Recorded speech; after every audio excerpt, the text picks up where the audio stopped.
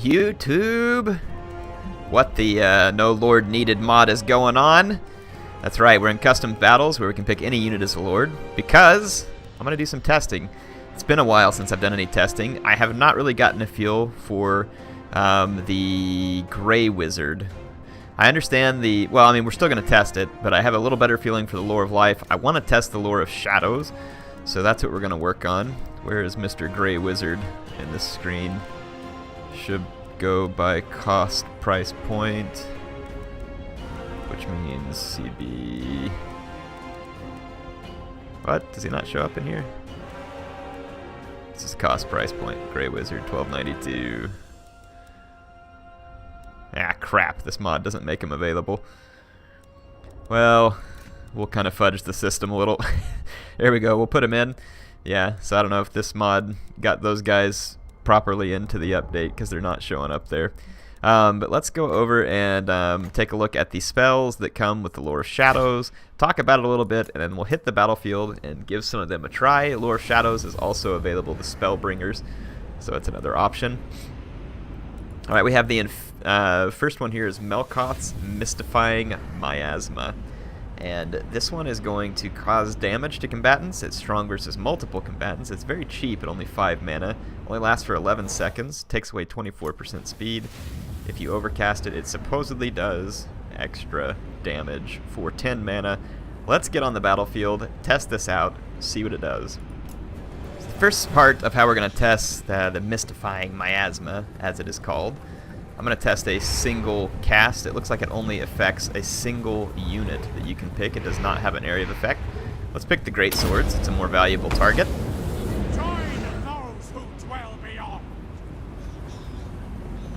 Does it do very significant damage? Looks like maybe a little under 25%. If we take a look at the total hit points, it dropped them from 5580 to 4620. Alright, so 5580 to 4620, so that's almost 1000 damage that it does, so not bad, and that was a non-overcast version. Let's try an overcast version, and we will try that on the Spearmen since they're so far untouched.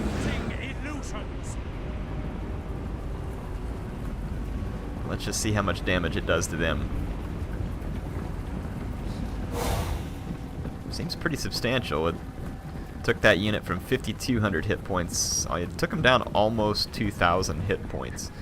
Now, I'd be curious to know whether or not this effect is consistent and whether or not it's any different against armor versus not armor. I wouldn't think so since it's just direct damage. But let's check and see. This is about to pop back up. So it was almost 2,000 damage. The Great Swords are at 4620, so we should see them at close to 2620. Again, it's not exact, but let's just take a look. And we'll see whether or not armor plays any difference.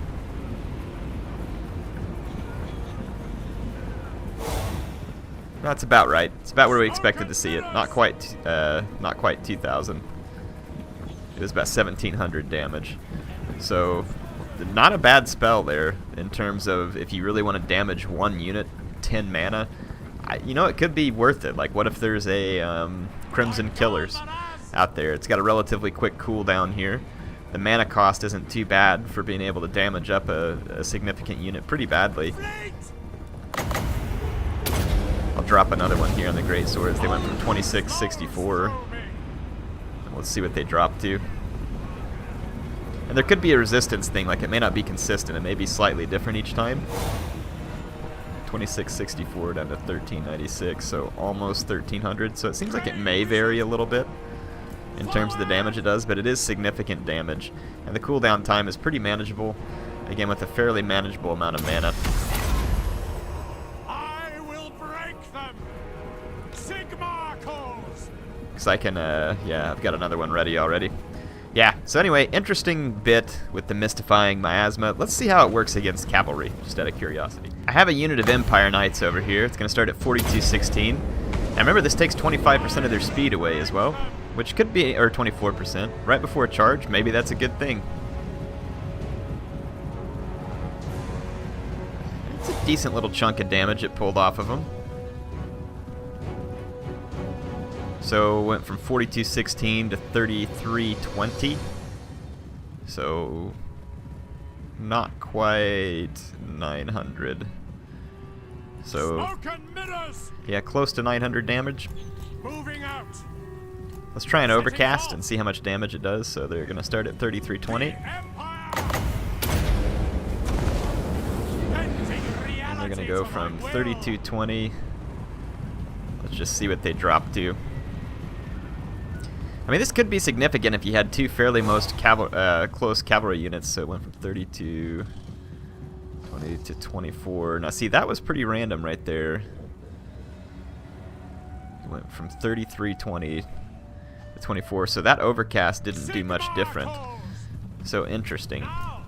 Seems like the amount of damage is random, like that the unit is able to like kind of roll like a resistance or something. Let's hit them again. I think they were at 24 or something. See where they go to this time.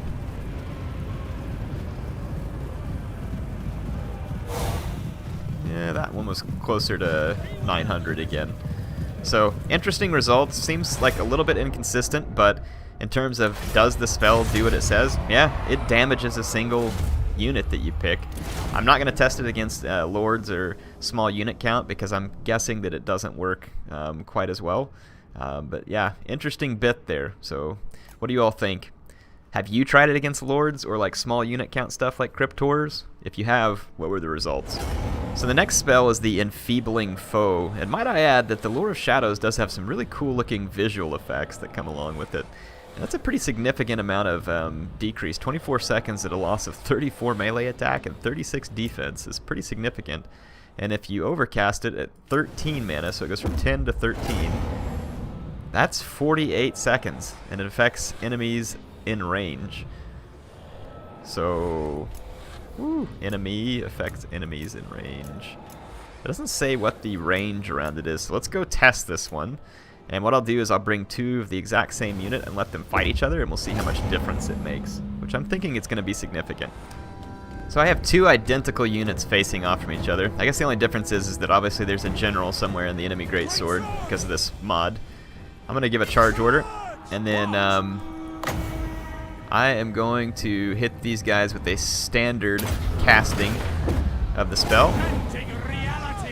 And we're going to see what the results look like.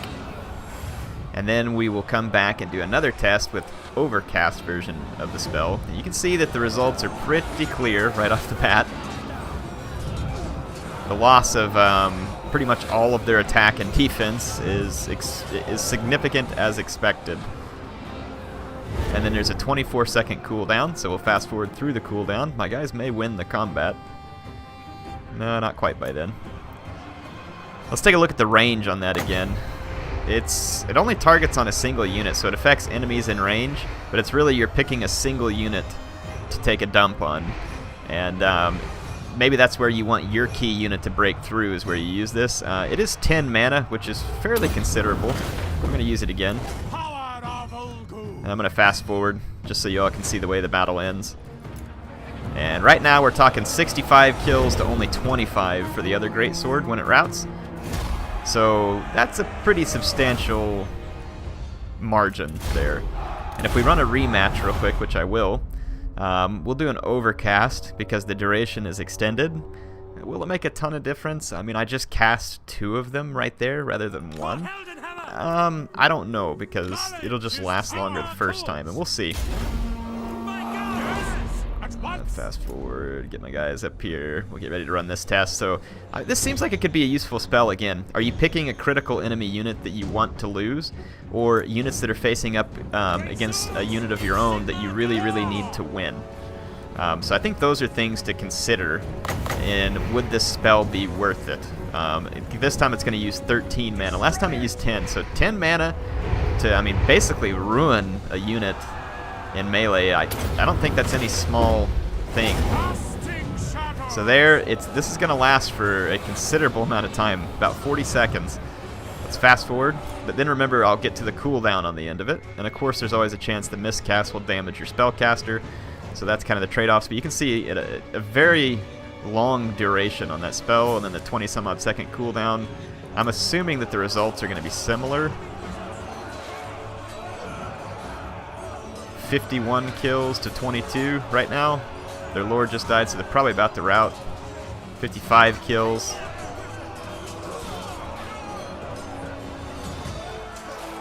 $60 kills to 28. So actually, it's almost like I think I didn't quite get that instituted before their charge. So I think the AI got a little more kills there, but my number of kills is about the same on the other side. So as expected, it performs pretty much the same because I can either cast it twice. But if you think about it from a mana pool standpoint, I can cast it twice for a total of 20 mana, or I can cast it once for a total of 13 mana. And I kind of think that that's the better option there. What do you all think?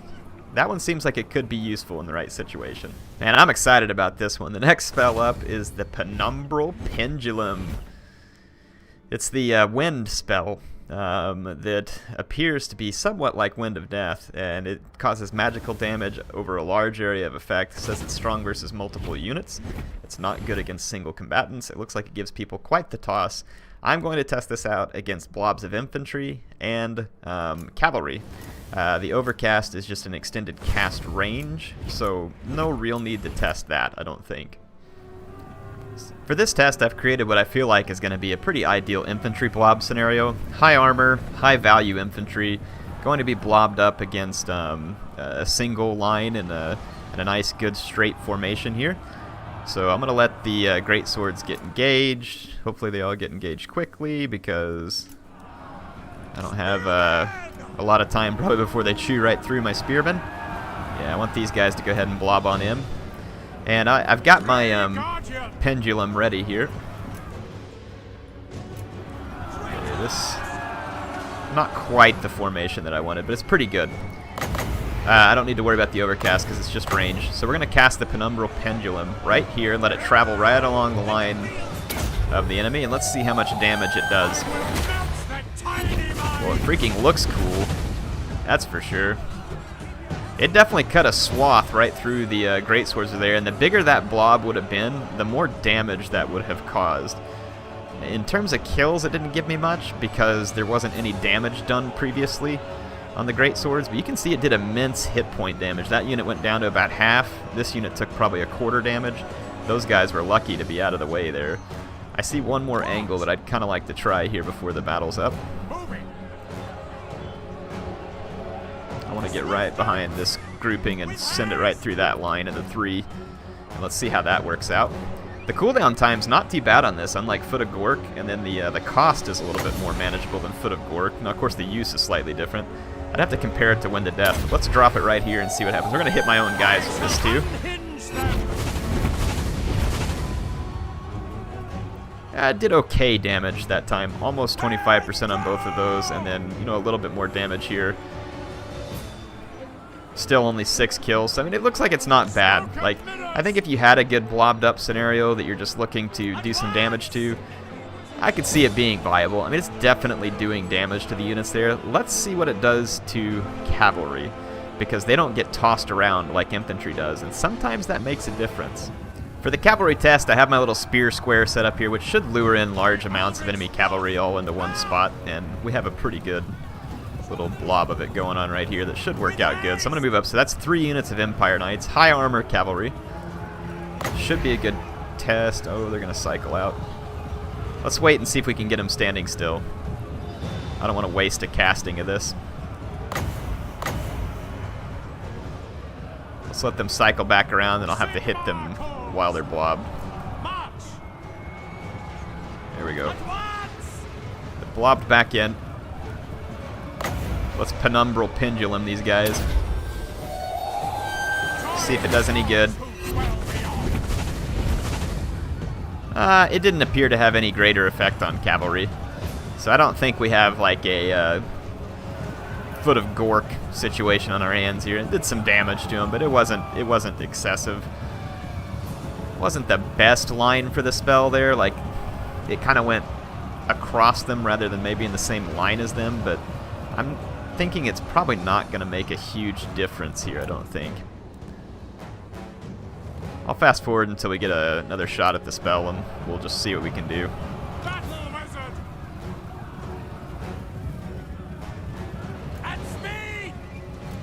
See if I can try and get a slightly better angle on it. The AI is kind of cycling in and out, not staying real good and blobbed like I want them to. This is those, well, they're going to start moving. Crap. Yeah, they started moving when I cast it, so I don't expect that to be real useful. Yeah, it doesn't appear to do any extra damage to cavalry. Do you think I'm wrong? Did I miss something here? It just doesn't appear to me. The next spell up in the Lore of Shadows is the Withering here. And it starts at 13 mana, Overcast is 16, and it has an added effect area, whereas this one is just one enemy. At least it appears that way. Yeah, because it has an effect range. So the Overcast of 3 more mana gives you a 45-meter radius of effect. It takes away 8 leadership, 15 armor. This spell's effects seem pretty straightforward, and they should be pretty easy to test. I'll see you on the battlefield. Alright, I've got a test running, and I'm outside the Encourage aura of my wizard here, so that shouldn't play a role. I don't need to overcast because it's a single unit. It's 2 great swords going head-to-head. After the charge here, I'm going to cast this thing that gives less leadership and armor, and then it lasts for quite a good while. We're going to fast forward and see how it impacts the results. You see there that the great swords are down 15 armor, and then a decent chunk of leadership. And a 30-some-odd second cooldown here, so pretty good 31-second cooldown it looks like. It is making a difference. It looks like my lord got killed in the combat, so my guys might actually lose this, despite the spell. Yeah, the enemy out-killed me there, but the spell, in the end, kind of did them in. So, I mean, honestly, this spell is going to probably have more value when you're using the Overcast version that has an area of effect. Because you can see, I don't think like a one-on-one between extremely similar units is going to make a big difference. Like, the loss of some armor is not a huge deal. And 8 leadership, it's impactful. If you caught a unit that was wavering, then it's going to be more impactful. So I don't think this spell is hugely powerful, but with the Overcast version, if you caught a nice blob, and then you rear charged it after the -8 leadership, could be useful. But other than that, don't think there's anything particularly special here worth testing further. So the next spell up is the Pit of Shades, which is actually probably one of the coolest looking spells in the game, and it's probably one of the only Vortex spells that may actually be worth it because it sits still and sucks enemies in. It does magical damage, disrupts formation, large explosion areas, strong versus multiple units, and it's weak versus a single combatant. So interesting, strong versus multiple units. So it's looking for a blob, it sounds like, to be most effective. The Overcast causes increased armor piercing damage. Let's inspect both the normal cast at 14 mana and the Overcast at 17. So in this test of the Pit of Shades, we're going to test out against a large blob of high value, high armor infantry. So I've got a bunch of great swords piling in over here.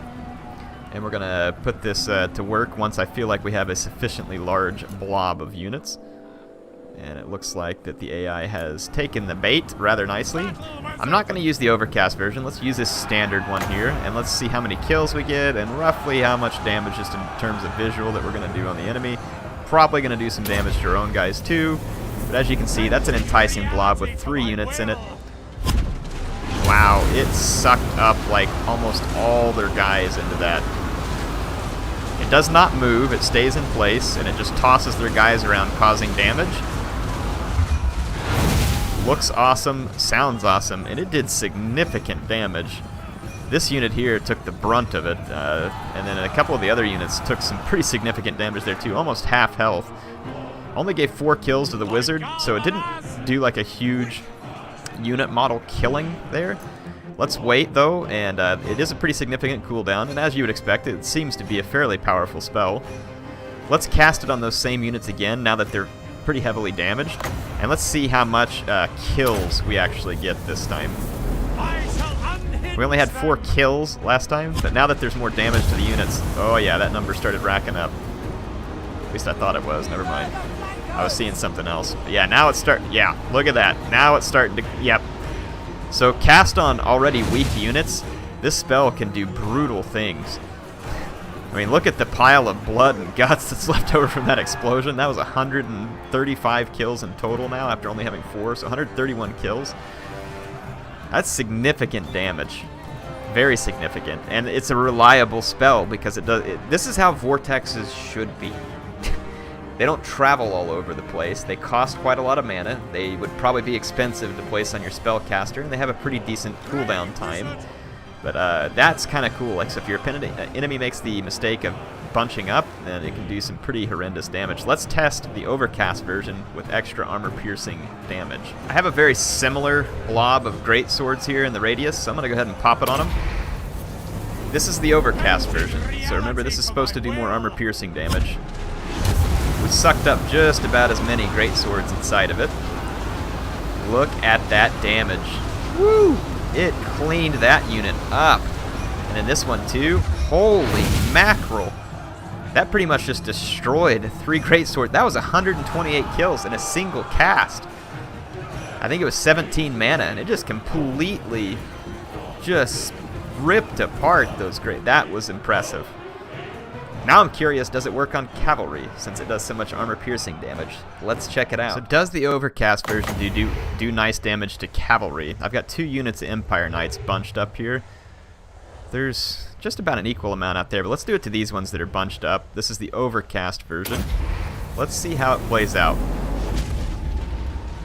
Does it damage cavalry? Does it pick them up and toss them around? It does not pick them up, though it does appear to do immense damage to them. Yeah, it appears to be pretty effective versus cavalry too. It does not pick them up and toss them around though, and it looks like the cavalry could dodge it for that reason. Because it doesn't pick them up, they might be able to run outside the zone of influence, but still a lot of damage. That was 18 cavalry kills that we picked up on that wizard with that spell. So, Pit of Shades, approved. Definitely has Patchy's seal of evil approval on it. The last spell that we're going to take a look at is Occam's Mind Razor. It's 18 mana. That's very expensive. It's 32 seconds of 44% extra weapon damage and 44% extra armor piercing damage, which is quite significant. You could use this on a lord, I think, to good effect. You could use this on a single unit, probably, and whenever you overcast it, which is extremely expensive, you do get a 45-meter radius. So, interesting. Let's see how it does with a unit-on-unit type scenario here. So, we're going to overcast Occam's Mind Razor. I'm going to put my wizard way over here so that the sphere of influence is not impacting this fight. Got an attack order. And I am going to cast the Mind Razor. Single cast is all that's necessary. Again, quite expensive in terms of mana. I'm going to cast it right before the combat starts and kind of see how it impacts things. Bending reality to my will. Takes a second to cast there too. Finally hits. So if we take a look at the stats here, my great swords now have magical attacks.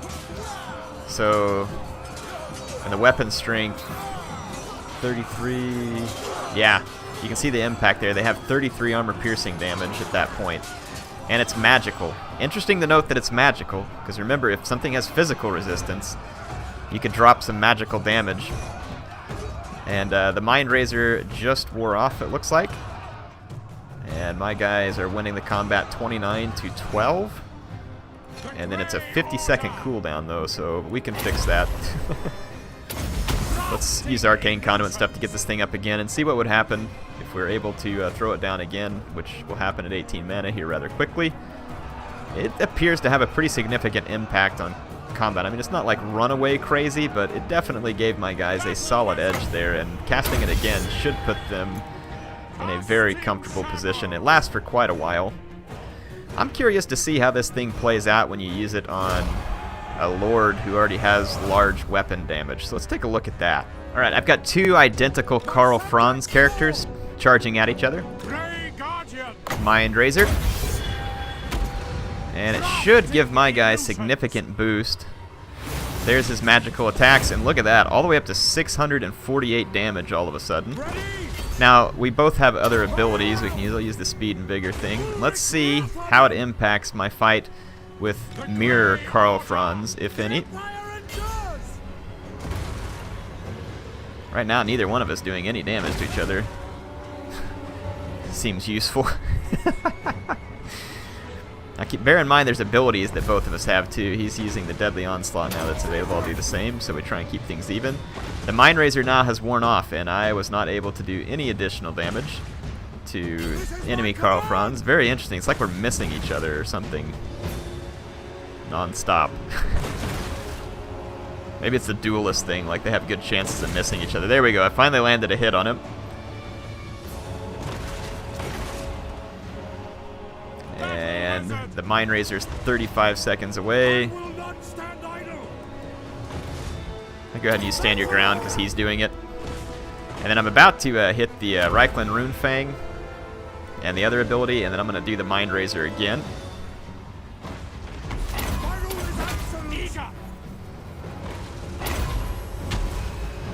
I've got to build up 18 mana before I can use it. But at least I'm using the same abilities that he is. He's actually winning, or it's tied. Like, it's pretty much tied here. I think he's winning by just a hair margin. Because these are two identical units. So it's just a matter of who's actually luckier to land their hits, is what it looks like. There we go. Let's throw this in, and it should make a big difference at this kind of clutch moment when neither player has all their abilities. So now he's down. And I've got the Mind Razor, which is giving me 648 damage. This could definitely be an interesting one to help your Lord punch it out in a clutch fight, where 1 or 2 hits with all this extra damage could play a big role. And right there you saw that the enemy Franz, yeah, he took a couple of nasty hits from me and definitely solidified the victory. So, interesting. Interesting spell with some interesting applications. What do you all think? How would you like to use that one?